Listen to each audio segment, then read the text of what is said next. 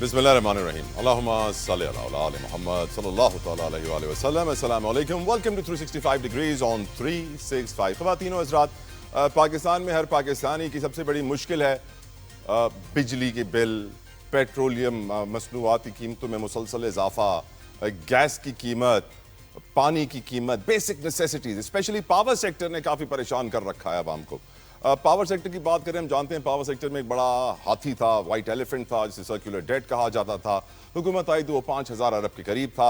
अब हुकूमत उसको IMF से वादे के मुताबिक कम कर रही है मुसलसल, और बताया गया है कि उसको अब 561 अरब पे लाया जाएगा फ्रॉम 5,000 बिलियन। और उसके लिए हुकूमत इकदाम कर रही है। जो अब इकदाम उठाने जा रही है हुकूमत, जो अगला स्टेप हुकूमत उठाने जा रही है, वो है 1275 अरब की मजीद अदायगी होगी IPPs को और पावर सेक्टर को। और इस अदायगी के लिए हुकूमत मुख्तलिफ कमर्शियल बैंक से कर्जे ले रही है। वो कर्जे ऑफकोर्स हाई इंटरेस्ट पे लिए जाते हैं, कुछ लो इंटरेस्ट तो होता नहीं है उनमें, और फिर वो कर्जे अदा आपने और मैंने करने हैं। जी हाँ, इस वक्त जो हमारे बिजली का बिल है उसमें 3.23 रुपए हम डेट सर्विस सरचार्ज ऑलरेडी अब पे करना शुरू कर चुके हैं। जो पहले बताया जा रहा था कि अपने मैक्सिमम कैप पर पहुंच चुका है, IMF ने अब बोला है कि नहीं, इसको बढ़ाइए ताकि आप ज्यादा पैसे जनरेट कर सकें। और यकीनन ये बड़ी अफसोसनाक सूरत हाल है, क्योंकि बिजली की कीमतें अगर इसी तरह बढ़ती रहीं तो मुल्क और अवाम हमेशा मुश्किल में ही रहेंगे। खैर, पेट्रोलियम मसनूआत की बात करें तो एक वॉच डॉग है।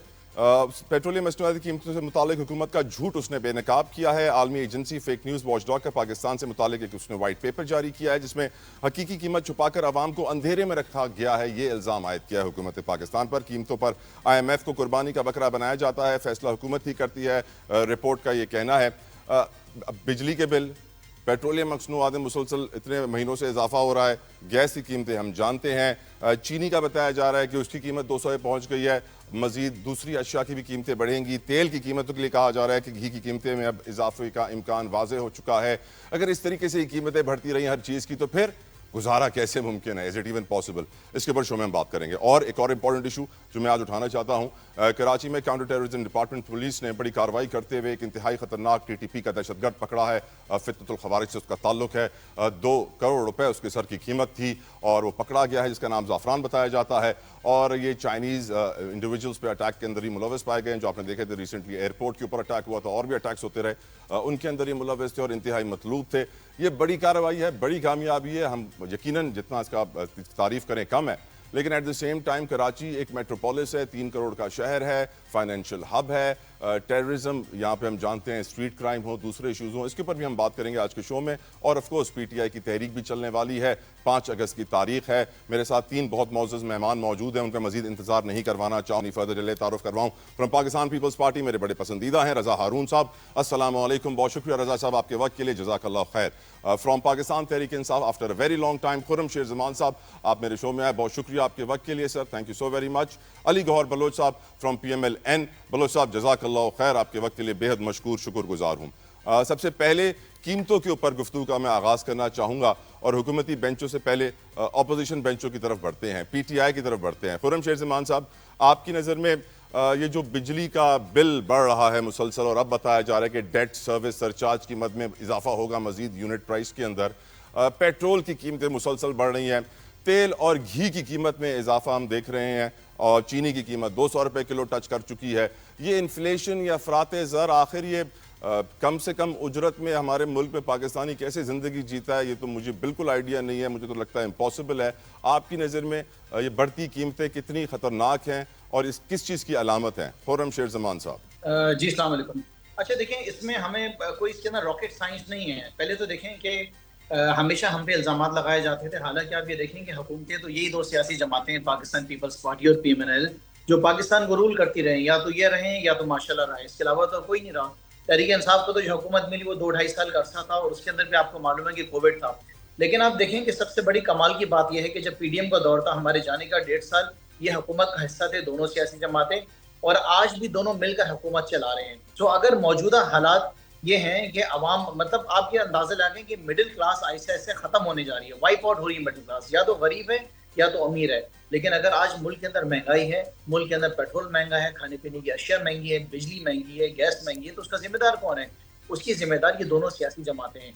और जो इनको लेकर आए हैं उनको इस बात को भी अब समझ जाना चाहिए कि उनका ये एक्सपेरिमेंट अब इस लिहाज से भी नाकाम हो गया है, क्योंकि अब तो दोनों इकट्ठे आ गए ना, पहले तो एक एक करके आते थे। सो इन दोनों के फेलियर्स हैं जिनकी वजह से आवाम आज मौजूदा हालात को भुगत रही है। मैं आपको ये लफ्ज इस्तेमाल कर रहा हूँ ना कि मिडिल क्लास वाइप आउट हो रही है। आप अंदाजा लगाएं कि जिस शख्स को 3-3.5 लाख रुपए भी अगर तनख्वाह मिलती है, वो अपने घर को नहीं चला सकता है। वो बच्चे की फीस दे, वो बिजली का बिल जमा कराए, वो अपनी बाइक के अंदर जो है पेट्रोल डाले, वो अपने घर के राशन को पूरा करे वो क्या करे। जिस तरीके से आप बता रहे थे कि 1275 अरब रुपए का जो है 18 बैंकों से लोन लेने जा रहे हैं, तो आप इस बात को जानते हैं कि 3 रुपए 23 पैसे जो है फी यूनिट जो है वो आवाम के ऊपर टीका लगेगा। तो वो आप मुझे बताएंगे महंगाई आपके और ऊपर चले जाएगी। पूरी दुनिया के अंदर पेट्रोल की प्राइसेस नीचे हो रही हैं, तेल सस्ता हो गया है, लेकिन माशाल्लाह पाकिस्तान के अंदर जो है पेट्रोल की प्राइसेस, डीजल की प्राइसेस बढ़ाई जा रही हैं, बैंकों से कर्जे लिए जा रहे हैं। अच्छा, इनको कुछ बोलें तो ये कहते हैं कि वो पिछली हुकूमत के जो ना गलतियों की वजह से हमें सब कुछ फेस करना पड़े। सारी जिम्मेदारियां तो आपकी हैं। लिहाजा मैं इस बात के ऊपर बड़ा यकीन करता हूँ कि as long as Pakistan People's Party and PMLN ये दोनों मुल्क को रूल करेंगी, ये किसी भी निजाम का हिस्सा रहेंगे, यहाँ पे महंगाई बढ़ती रहेगी, मुल्क तबाही के दहाने पे जाता रहेगा। सिर्फ एक बात ये आपको कहेंगे, मैं बस क्लोज कर रहा हूँ, एक बात आपको कहेंगे कि स्टॉक मार्केट जो ऊपर जा रही है। अब अफसोस ये है कि हमारे मुल्क में जो पैरामीटर तरक्की का है वो स्टॉक मार्केट है। स्टॉक मार्केट आप बहुत अच्छे तरीके से जानते हैं किस तरह स्टॉक मार्केट चलती है। आज आप अपनी इकोनॉमी का हाल देखें, आप एक्सपोर्टर्स से जाके मिलें, वो रो रहे हैं, वो कम्पीट ही नहीं कर पा रहे हैं। ना वो चाइना के साथ कम्पीट कर पा रहे हैं, वो तो कर ही नहीं सकते, सवाल ही नहीं पैदा होता। ना वो इंडिया के साथ कम्पीट कर सकते हैं, ना वो वियतनाम के साथ कर सकते हैं, ना वो बांग्लादेश के साथ कर सकते हैं। पाकिस्तान का जो ब्रेन ड्रेन का इस वक्त मैं आपको बताऊं, लाखों की तादाद में जो लोग जिस तरह मुल्क छोड़ के बाहर निकल रहे हैं, उसकी वजह क्या है? जो राइट फॉरम साहब, अलाउ मी मैं गुफ्तगू को आगे बढ़ाऊं। रजा हारून साहब, आप माशाल्लाह से इतने सीनियर सियासतदान हैं पाकिस्तान के सर। अब आप जानते हैं जो बेसिक नेसेसिटी है, जो हम लोग की कमज़ोरी है, हमें बिजली के बिना तो हम सर्वाइव नहीं कर सकते, हम गैस के बिना सर्वाइव नहीं कर सकते, हम पेट्रोल के बिना चल नहीं फिर नहीं सकते, हम पानी के बिना नहीं सर्वाइव कर सकते। सर बेसिक नेसेसिटी के ऊपर, जिस तरह बिजली के बिल के ऊपर एक टीवी के लाइसेंस के 50 रुपए लग के आ जाते हैं, जो कोई पाकिस्तानी नहीं देना चाहता लेकिन मजबूर होता है देने के। ये जो मजबूरी का फ़ायदा उठाया जा रहा है एक आम पाकिस्तानी की हुकूमत की तरफ से कि बढ़ाते रहो बिजली के बिल, बढ़ाते रहो पेट्रोल की कीमतें, बस IMF को पूरा करते रहो, हम उतना ही घूमेंगे, हमारी काबीना उतनी ही बड़ी होगी। क्या ये जुल्म नहीं है गरीब पाकिस्तानी के साथ, रजा हारून साहब?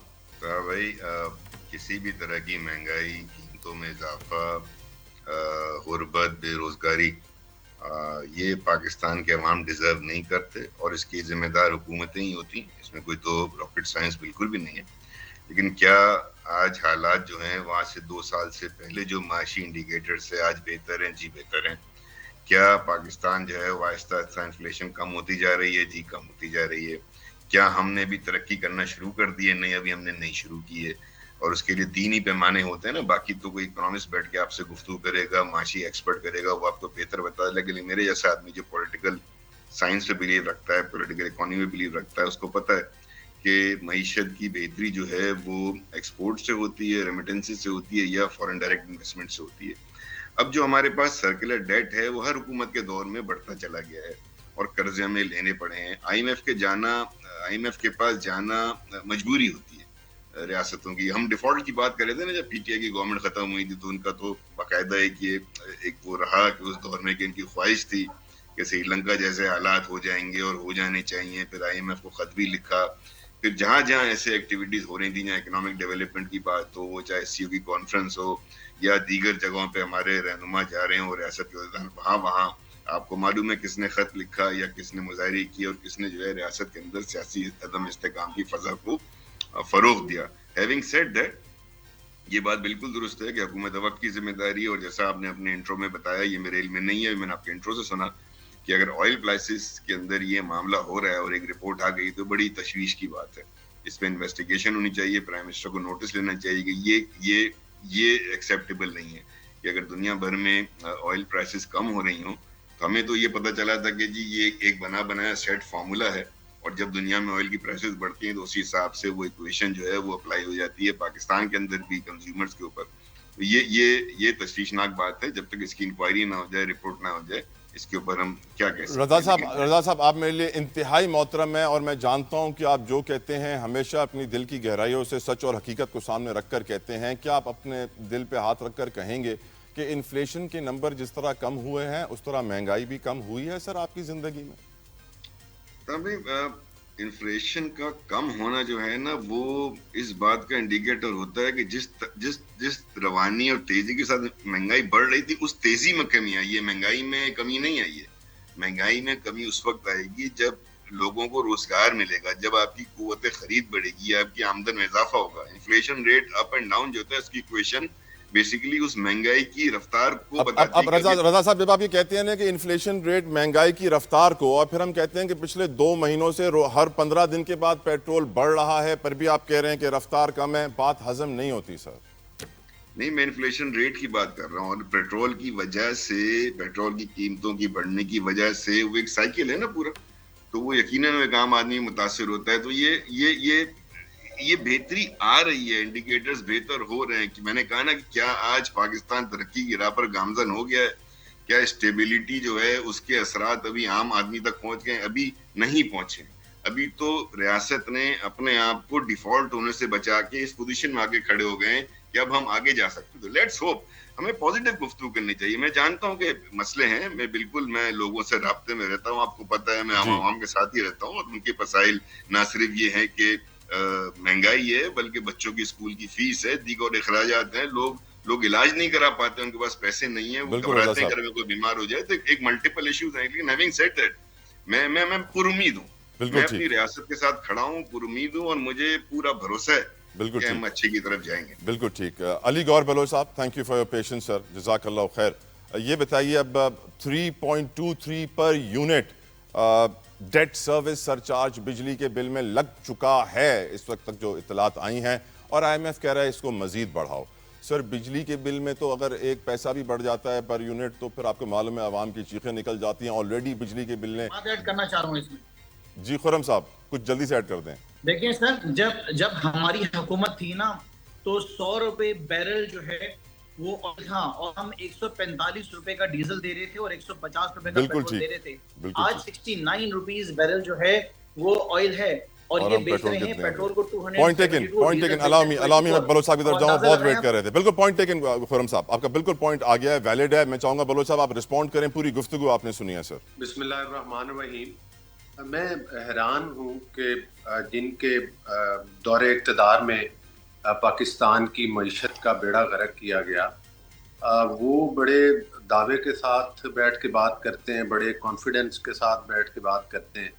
अगर फिर आपने कंपैरिजन ही करना है अपनी गवर्नमेंट का, तो थोड़ा सा 2018 में जब आपने मतलब है कि मैंडेट चोरी करके गवर्नमेंट में आए थे, तो उस वक्त आपने किस हाल में पाकिस्तान लिया था, उसके साथ भी थोड़ा सा कंपैरिजन कर लें। फिर जब आपने अदम एतमाद के जरिए आपकी वफाक में हुकूमत गई, पंजाब और KP के में तो फिर भी थी, आपने खुद असम्बलियाँ डिसॉल्व की, और पाकिस्तान में एक वो क्या कहते हैं, मतलब है कि इंतशार फैलाने के लिए या पाकिस्तान को डिस्टेबलाइज करने के लिए जो कदम उठाया गया था, वो एक अलग बात है। लेकिन आपकी गवर्नमेंट सी सूबों में रह गई बात ये कि इससे भी कंपैरिजन हम करने के लिए तैयार हैं। आपकी जब हुकूमत गई है तो उस वक्त इन्फ्लेशन रेट 30 से ऊपर था। ठीक है, मैं रजा हारून साहब की बातों से इत्तेफाक करता हूँ, और मैं भी मतलब है कि हकीकत पसंदी पर बलोच साहब, उस दौर में बिजली के बिल नाइटमेयर्स में नहीं आते थे, आज के दौर में बिजली के बिल एक खौफनाक ख्वाब हैं सर। नहीं, देखें, बिजली के रेट बड़े, जाहिर है कि जिस हालात में गए थे, जब ये कह कर गए थे कि हम तो जो है वो माइंस बिछा के जा रहे हैं, जाहिर है मईशत का बहुत बुरा हाल था, और महंगाई की शरह भी ज़्यादा थी। जाती दफ़ा IMF के साथ मुआहदों को सूट ताज करके गए थे, ये एक हकीकत में मबनी है। पेट्रोल की कीमतें, इन्हें आपको याद होगा कि जलसे में ऐलान कर दिया था, पता सर 250 अरब रुपए की ओवर बिलिंग कर दी आपके डिस्कोस ने, आपने क्या किया सर? वो देखें वो जो ओवर बिलिंग के आम आदमी के मसाइल हैं, उनको जरूर एड्रेस किया जाता है। वो पहले भी थे, आज भी थे, मैं बिल्कुल उस बात से इत्तेफाक करता हूं, लेकिन वो वेरी करता है। हर डिस्कोस की जितनी भी कंपनीज हैं, हर कंपनी के अपने सर हुकूमती रिपोर्ट ने बता दिया कि 250 अरब रुपए इन्होंने किए हैं। सर आप लोगों ने कोई सजा नहीं दी नहीं, उनको? वो देखें, वो एक लमसम अमाउंट लिखी हुई है, ऑडिट पैराज हैं, उसमें ये देखना है कि इसमें कितनी एक हकीकत है, कितने लोग सफर करते हैं, और उनको साथ साथ जो है, अब चूंकि जिस तरह उसको डिजिटलाइज किया जा रहा है और कर दिया गया है, तो उसके बाद अब ये फर्दर इन्हीं चीज़ों की रोकथाम के लिए कदम उठाया गया। दूसरी, मैं आपसे ये गुजारिश करूँगा कि जिस तरह से अभी ये कह रहे थे कि जनाब सारा इक़्तिदार हमारा है, भाई आप पिछले तकरीबन 15 साल के करीब अरसा होने वाला है केपीके में मैं ये गुजारिश करूँगा, आज तक आप फॉरेंसिक लैब नहीं बना सके, आज तक आपने कोई नई यूनिवर्सिटी नहीं बनाई, कोई नया कॉलेज नहीं बनाया। जितना अरसा, अब 1.5 साल हो गया, पिछले 5 साल में आपने किसी स्कूल के अंदर एक टॉयलेट, एक क्लासरूम तक नहीं बनाया। आप तो कहते थे कि सारे लोग जो आप बाकी सियासतदान हैं बानी पीटीआई के अलावा वो तो सारे करप्ट हैं, तो आपने जो बुज़दार को पंजाब में बिठाया था और उसके बाद जो पंजाब के हालात हुए हैं, वैसे मैं यही बातों का मैं नहीं चाहता, बलोच साहब, मैं मेरी गुजारिश सुन लेना सर। अब जिस तरह बाकी दोस्तों की बातें सुनिए, कुछ सर, मेरी गुजारिश, मैं आप ही से बातें सुनूंगा, आप ही से बात कर रहा हूँ।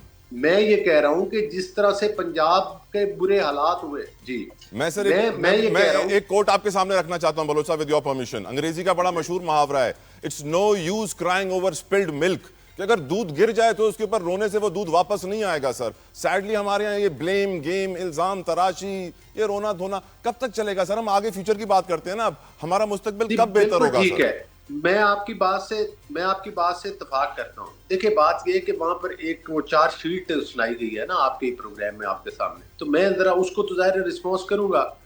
चले आप साबका अदवार को छोड़ दें, अब पीटीआई के इन 5-15 साल में क्या केपीके में सिर्फ पेशावर की हद तक सेफ सिटी नहीं बन सकता? क्या कोई फॉरेंसिक लैब नहीं बन सकती? क्या इलाज मुआवजे के लिए हॉस्पिटल्स नहीं बन सकते? सेफ सिटी तो खैर कराची में बनना बाकी है अभी भी। कराची की भी तो जिक्र करें सर, कराची तो मेट्रोपोलिस है, फाइनेंशियल हब है सर, यहाँ पे सेफ सिटी नहीं है। मेरी गुजारिश सुन लें। नहीं, सेफ सिटी की हद तक काफी काम कराची में हो चुका है, रजा हारून साहब उस पर बात भी करेंगे। मैं ये कह रहा हूँ, देखिए मैं ये कह रहा हूँ कि जो हालात केपीके के इस वक्त हैं, बहुत सारे हम वेलकम करते हैं, वो हमारे भाई, हमारा फर्ज बनता है। आधा केपीके इलाज करवाने के लिए इस्लामाबाद, पंजाब या कराची, सर आधा पंजाब सिंध भी आता है एनआईसीवीडी इलाज कराने के लिए, ये भी मैंने देखा है। देखें कोई एक ऐसा इदारा जहां पर कोई खास मशीन हो, उसके लिए चले जाना वो एक अलग बात है। मैं एक जनरल बात कर रहा हूं आपके साथ। दूसरी बात ये है कि अगर वो आए, हमें खुशी है कि हम उनकी खिदमत कर सके, लेकिन हमें उससे ज्यादा खुशी होगी कि ये केपीके को भी उस तरह से बना दे कि जिस तरह से बलोच साहब, I have to take a break with your permission. बिल्कुल पॉइंट टेकन, केपीके के अंदर डेवलपमेंट होनी चाहिए, बिल्कुल point taken. Allow me Baloch साहब, ब्रेक लेनी है माजरत के साथ। व्यूअर्स एक ब्रेक लेते हैं, ब्रेक से वापस को अभी चल पड़ी थी सेफ सिटी के हवाले से। मैं कराची का जिक्र करना चाहता हूं कि सेफ सिटी कराची का ख्वाब है कि वो बने, कब बनेगी, कैसे बनेगी, जो प्रोजेक्ट था वो कहां पहुंचा है, कैमरास कब लगने वाले हैं, क्योंकि अब बड़े बड़े दहशतगर्द इस वक्त भी कराची के अंदर मौजूद हैं जिन्हें अल्हम्दुलिल्लाह हमारी पुलिस पकड़ रही है। मुझे इस बात पे फख्र है। दुनिया के कई मुल्कों से बड़ा मेरा शहर कराची, पाकिस्तान का सबसे बड़ा शहर, पाकिस्तान का वाहिद metropolis, financial hub, port city, सब कुछ होने के बावजूद भी काफी जगहों पे मुश्किलात का शिकार है। बात करें अगर लॉ एंड ऑर्डर सिचुएशन की, तो हम जानते हैं कि स्ट्रीट क्राइम से लेकर बड़े क्राइम भी यहाँ पर हो जाते हैं और पुलिस की परफॉर्मेंस के ऊपर एक बहुत बड़ा क्वेश्चन मार्क पहले से लगा रहता है। गुफ्तगू करेंगे इस मौके पर, क्योंकि आज हम जानते हैं कि काउंटर टेररिज्म डिपार्टमेंट पुलिस ने एक बड़ी कार्रवाई की है। खतरनाक तहरीक तालिबान पाकिस्तान का फितनतुल खवारिज का दहशतगर्द पकड़ा है। सर की कीमत 2 करोड़ रुपए है, चाइनीज पर अटैक से मुलव्विस था। बहुत अच्छी बात है, हमें फख्र है अपनी पुलिस के ऊपर जब ऐसी कार्रवाई करती है। उम्मीद करते हैं कि ऐसी करती रहे। लेकिन आखिर ये जो सेफ सिटी प्रोजेक्ट है कराची का, बताया जा रहा है कि आने वाले वक्त में बहुत जल्दी हजारों कैमरास कराची में इंस्टॉल किए जाएंगे, ट्रैफिक का निज़ाम बदल जाएगा। लेकिन दिस इज समथिंग जो आज से बहुत पहले हो जाना चाहिए था। और इस सवाल को पहले मैं रजा हारून साहब की तरफ रखना चाहूंगा। रजा हारून साहब, और वेलकम भी करना चाहूंगा, हमें पैनल पे ज्वाइन किया अब्दुल रऊफ इब्राहिम साहब ने, चेयरमैन है कराची होलसेल ग्रोसर्स एसोसिएशन के। थैंक यू रऊफ भाई फॉर कमिंग। लेकिन गुफ्तगू का आगाज करते हैं रजा हारून साहब से। रजा हारून साहब, कराची को आज से 15-20 साल पहले ये पूरा सेफ सिटी का प्रोजेक्ट मिलना था। आप और मैं जानते हैं कि फिर क्या हुआ कि वो कंप्लीट ना हो सका, और आज भी हम जानते हैं कि वो कैमराज इंस्टॉल होने वाले हैं, प्रॉपर्ली कंप्लीट हुए नहीं हैं। सिटीजन्स, पुलिस कराची ने मिलकर काफी सारे कैमराज इंस्टॉल किए हैं। आपकी नजर में कराची के अंदर law and order situation, street crime हो, बड़े क्राइम हो, टीटीपी जैसे टारगेट्स हो, इनको पकड़ने में हमारी पुलिस किस कदर कामयाब है और किस कदर आप समझते हैं हमें इंप्रूवमेंट की जरूरत है? जरा इसके ऊपर बात कीजिएगा रजा साहब। मैं समझता हूँ कि क्राइम रेट जो है वो कराची का एज ए मेट्रोपोलिटन सिटी ज्यादा है। और अगर आप दुनिया भर की और मेट्रोपॉलिटन सिटीज देखेंगे तो उसके मुकाबले में फिर भी कम है। लेकिन मैं समझता हूँ कि बहुत अरसे पहले जब मैं भी आईटी मिनिस्टर था, उस जमाने में भी हमने कोई 200 कैमरे लगाए थे, लेकिन वो ट्रैफिक मैनेजमेंट के लिए थे। उसका उन कैमरे का जो था वो ट्रैफिक मैनेजमेंट, ई चालान सिस्टम और दीगर इश्यूज के लिए वो कैमरे लगाए गए थे और वो बड़े अच्छे काम कर रहे थे। उसके बाद सिंध गवर्नमेंट के प्रोजेक्ट्स आए हैं, लेकिन अनफॉर्चुनेटली आप सही कह रहे हैं कि कराची को वो प्रायोरिटी नहीं मिली और कराची को उस तरीके से सेफ सिटी के तहत मुख्तलिफ जो हमारे प्रोजेक्ट्स आते रहे बेवजह वो इंस्टॉलेशन एग्जीक्यूशन के प्रोसेस में आके गुडमुड हो गए, रुक गए। लेकिन चले ठीक है, दे रहा है, दुरुस्त है, कोई बात नहीं। आज एक सिस्टम जो है वो इंस्टॉल होने जा रहा है, उसका आगाज हो चुका है। इसमें ई चालान का सिस्टम है, आपने देखा ट्रैफिक नंबर प्लेट्स की बात आई है जो कि रिकग्नाइजेबल है, रीडेबल है थ्रू कैमरास, और कैमरास भी इंस्टॉल होने जा रहे हैं। पहले फेज में गालिबन जो मैंने देखा है वो मेरे ख्याल में कुछ 14-15 हजार के करीब कैमरा लग रहे हैं शहर के अंदर, जो कि जिनका काम होगा मॉनिटरिंग करना। उससे ज्यादा तो इम्पोर्टेंट चीज होती है, जैसे आपने बताया कि सीटीडी का महकमा है, वो बहुत सी कार्रवाइयां तो मेरे और आपके नॉलेज में आ जाती हैं और वो हम उसको देख लेते हैं। जो असल प्रॉब्लम आ रही है मैं समझता हूँ जो हमारे एज अ कम्युनिटी हमें जो कोऑपरेट करना चाहिए, अपना हिस्सा डालना, वो कम्युनिटी नेटवर्क की है। और कम्युनिटी इंटेलिजेंस नेटवर्क जो होता है वो हमें इसमें मदद करता है कि इंफॉर्मेशन जो इंटेलिजेंस है बेसिक, वो कम्युनिटी से आती है। मैं देखता हूँ कि वहां पे थोड़ा गैप है कि जो पुलिस स्टेशन है हमारे, जो हमारे एसएचओ साहिबान हैं, उनका जो एक कम्युनिटी के साथ लिंक होना चाहिए और इंटेलिजेंस गैदरिंग होनी चाहिए, वहां से हमें नहीं मिलता। फिर कराची में बहुत से एरियाज आज भी नोगो एरियाज हैं, और वो नोगो एरिया इसलिए हैं कि हम जानते हैं कि किस तरीके से कराची में एक अरसे से तालिबानाइजेशन का काम हुआ, फिर ऐसी आबादियां वहां पे आ गई हैं जहाँ पे कि जो है वो क्राइम जो है वो पलता है, क्रिमिनल्स को सपोर्ट होती है, क्रिमिनल्स को प्रोटेक्शन होती है। इन तमाम चीजों में हमें इस बात को मद्देनजर रखना चाहिए ताला भाई, जो सबसे इम्पोर्टेंट बात है कि कराची जो है वो दुनिया के अंदर जो नुमाया शहर है उसमें उसका नाम आता है, और कराची को टारगेट करेगा आपका मुल्क दुश्मन। आपके अंदर जो मुल्क के अंदर वो सर बदतरीन रहने वाले शहरों की फहरिस्त में भी टॉप पे आता है sir.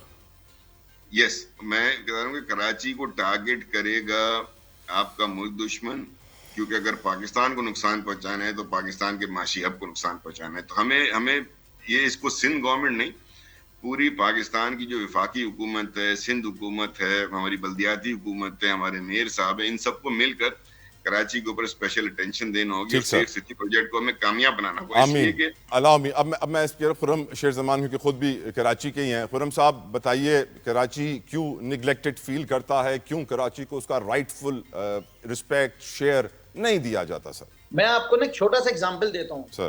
Kabul safe city project जो है वो जब तालिबान की हुकूमत आई है तो उन्होंने लॉन्च किया, और ये 1 साल के अरसे के अंदर या 1.25 साल के अरसे के अंदर उन्होंने काबुल के अंदर 90,000 कैमरे लगा दिए हैं। Kabul safe city project complete हो चुका है एंड अकॉर्डिंग टू काबुल हुकूमत 30% क्राइम रेट जो है उनका कम हो गया है। मैं आपको बताऊं, ये बातें करें, ये फरमा रहे हैं, रजा भाई हमारे बता रहे हैं। इंटरनेट आपका डिस्टर्ब है खुरम साहब, I hope it comes back, I think it will take time. Rauf भाई आप प्लीज बताइए कराची में लॉ एंड ऑर्डर सिचुएशन क्या किस लेवल पे है, क्योंकि ताजर बरादरी को बड़ी पर्चियां भी आती हैं। देखें, ताजिर बरादरी तो महरूम है।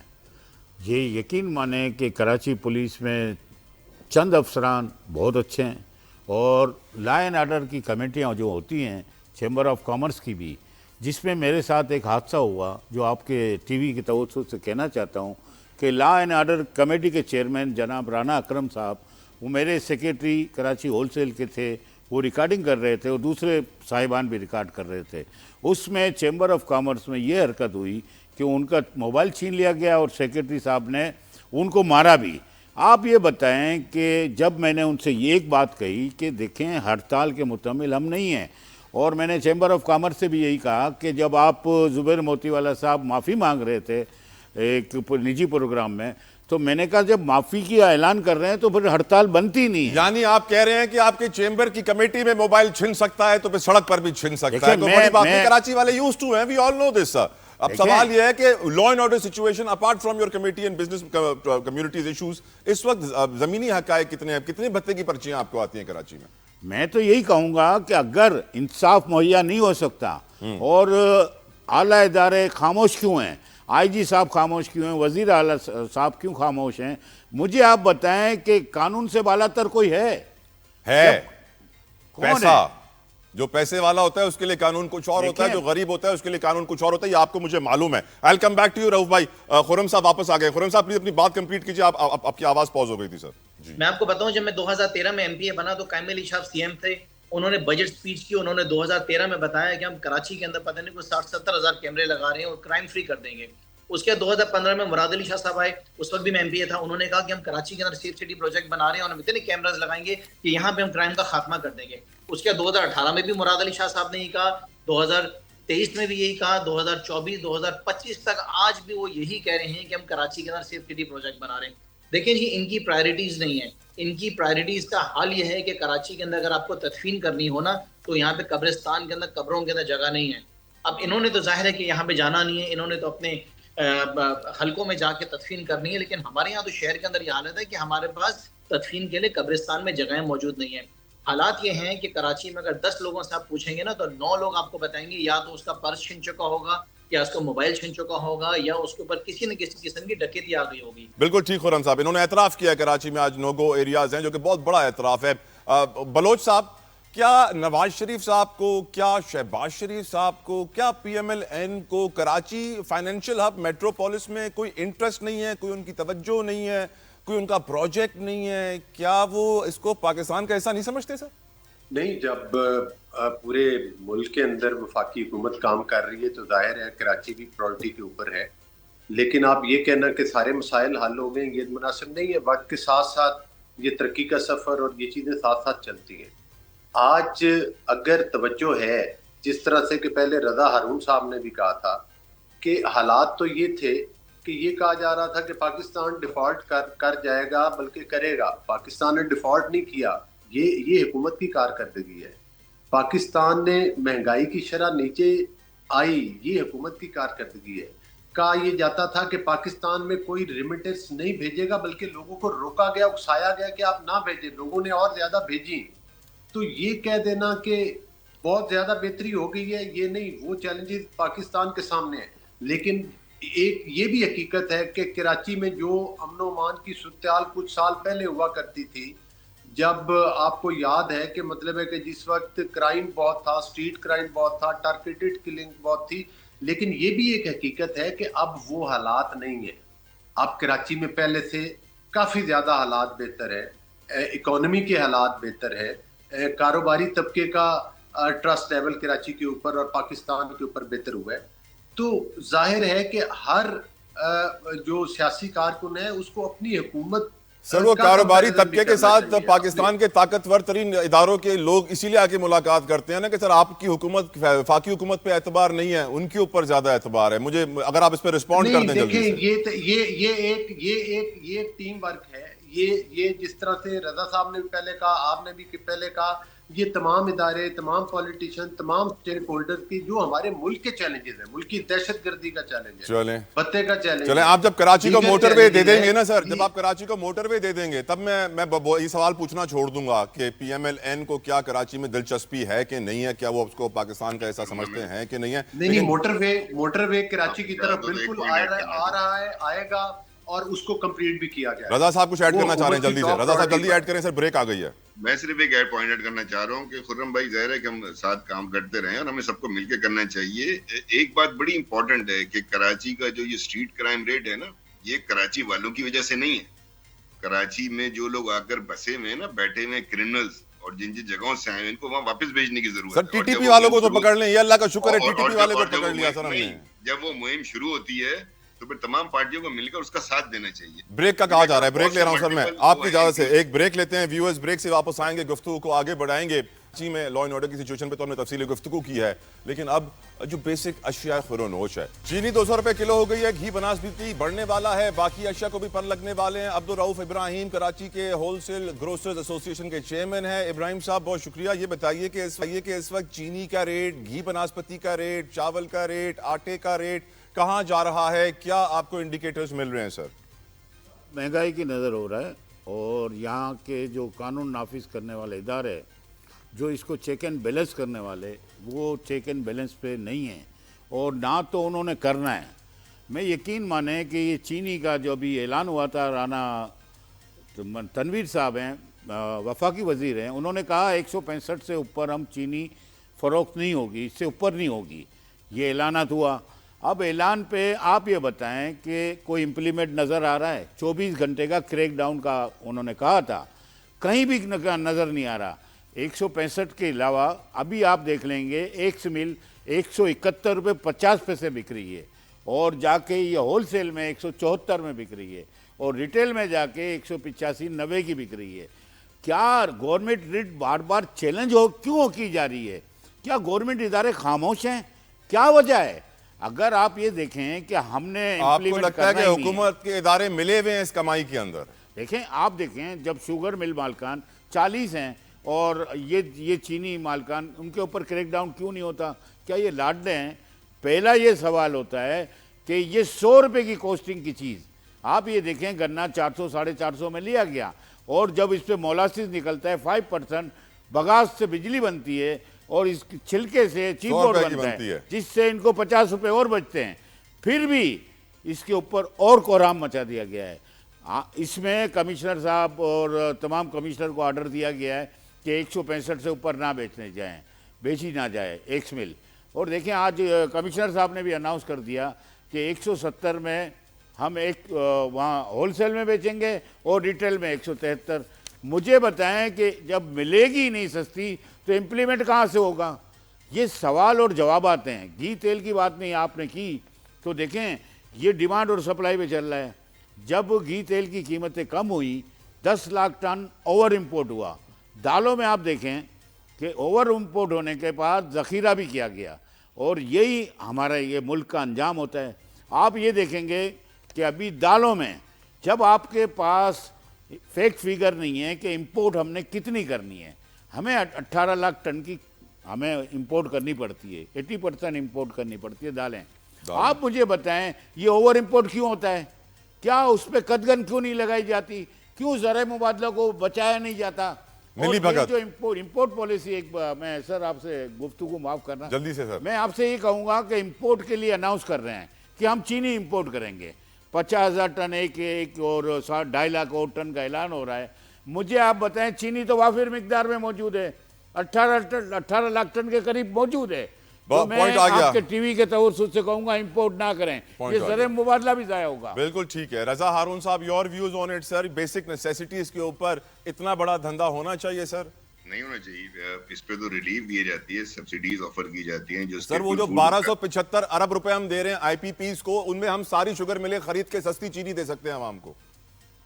नहीं, इतना इजी नहीं होता, वैसा भी नहीं होता था। वो एक अलग बजटिंग है, उसके अंदर एक अलग हेड है, उसका आप यहाँ निकालेंगे तो 1275 होगा तो फिर भी आउटस्टैंडिंग रहेगा ना वहाँ पे।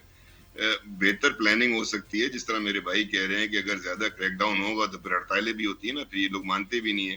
हमारे रिटेल वाला जो सेक्टर है वो टैक्स नेट में नहीं आता, वो टैक्स नहीं देता। उनकी जो प्राइस इंक्रीज होती है जब वो जाते हैं तो वो तो किसी के काबू में नहीं है ना। हैविंग सेड दैट, ये गवर्नमेंट की जिम्मेदारी है, ये कोई इसमें कोई दो राय नहीं है। रियासत का काम है। सर जोड़िया बाजार एशिया के बहुत बड़े बड़े बाजारों में से आता है जहां रऊफ साहब बैठते भी हैं, वो तो पीपल्स पार्टी की गवर्नमेंट के अंडर ही आता है सर।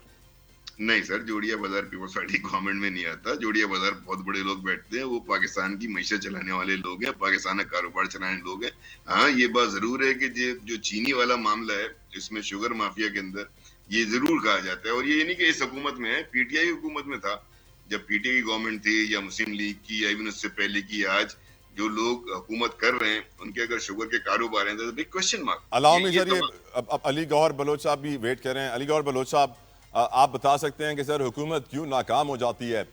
बेसिक अशिया के प्राइस कंट्रोल मैकेनिज्म में फेल नजर आती है। व्हाई इज इट बलोच साहब? आपकी बात बिल्कुल ठीक है, मैं इत्तेफाक करता हूँ, लेकिन इसमें बड़ा मसला ये है कि 18वीं तरमीम के बाद सूबों को खुद मुख्तारी है और प्राइस कंट्रोल कमेटीज हैं। अभी पंजाब गवर्नमेंट ने ये इनिशिएटिव लिया है कि उन्होंने पीरा एक इदारा बनाया है जो कि स्पेशल प्राइस के ऊपर, मतलब है जिनको के काफ़ी ज़्यादा मतलब है कि उनको सहूलतें भी दी गई हैं और उनको गाड़ियाँ और ये बाकायदा इदारा बनाया गया जो कि मतलब है कि जो इंक्रोचमेंट्स हैं वो ऑपरेशन वो जो है वो ड्राइव है उसको भी ये चलाएगा और साथ साथ प्राइस कंट्रोल का भी। जाहिर है कि ज़ख़ीरा अंदोज़ों के खिलाफ जितना ऑपरेशन होगा मार्केट में, ये नहीं है कि चीनी की या किसी चीज़ की शार्ट है, बिल्कुल ये हर लेवल पर मुख्तलिफ माफियात है। कोई चीनी स्टॉक करने वाले हैं, कोई मिलों में बैठ कर जो है वो मतलब है टैक्स भी बचाते हैं, फिर चीनी भी महंगी बेचते हैं, ये हर अदवार में। लेकिन मैं समझता हूँ कि पंजाब की हद तक तो इस पर काम शुरू कर दिया गया है और एक नया इदारा बनाया गया है जो कि खास तौर पर प्राइस कंट्रोल करेगा। अगर दीगर सूबा जात भी इसके ऊपर कंट्रोल करेंगे तो ये मैं कह सकता हूँ कि उसमें खातिर खा कमी आ सकती है इन चीज़ों के ऊपर। और वो हम सिर्फ चीनी की हद तक नहीं बना जितनी भी ज़रूरत की अशिया हैं, खाने पीने की अशिया हैं जिसमें चीनी है, घी है, सब्जियां हैं, गोश्त है, दीगर जो हमारी ये कराची में भी काम करेगी सर? ये कराची में भी काम करेगी?